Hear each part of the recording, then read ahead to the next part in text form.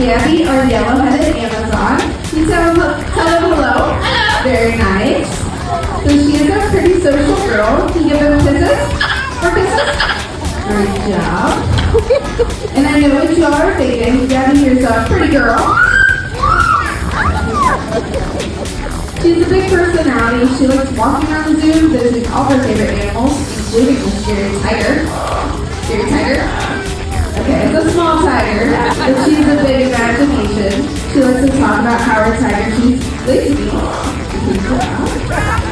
And Gabby here is also very talented too. She is spending every day singing the opera. Great job, Gabby. That was so beautiful. Give them an opera. Great job, Gabby. Hi, Gabby, our yellow-headed Amazon.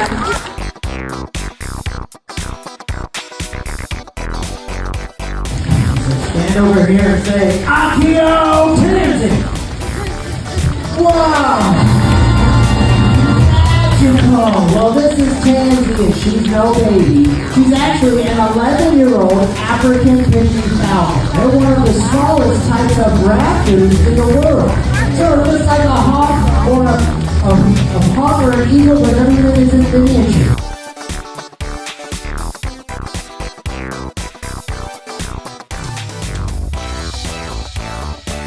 Her cast actually helps her to call. Yeah, just like a megaphone. You think if I send to Terry that maybe she'll call back to me? I think that sounds like a great idea. All right, Terry, let's go. Here we go.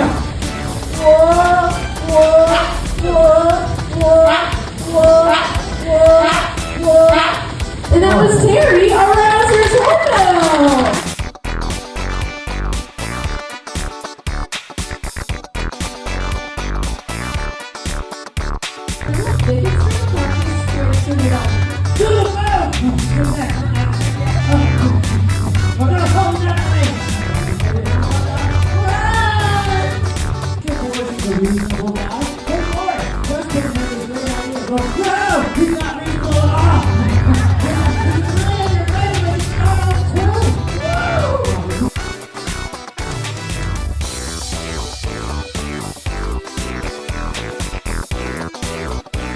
Right? Well, that's not what we did. Oh, perfect. All right, well, this is Sam.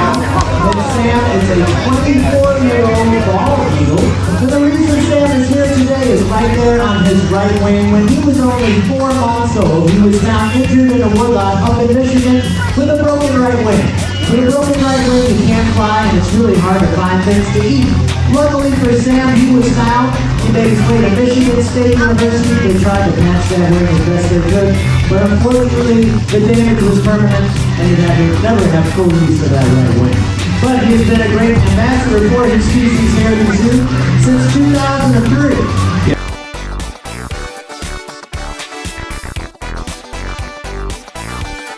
Thank you, Dustin. This is our 2-year-old Mississippi Heights, and her name is Oz. She was found just north of Cincinnati with a leg injury. Cincinnati might seem like a pretty weird place to find a bird like a Mississippi kite because as their name implies, they're typically found flying up and down the Mississippi River. However, over time, they've had to expand their territory. As a migratory bird, Oz is flying thousands of miles every single year across 2 different continents.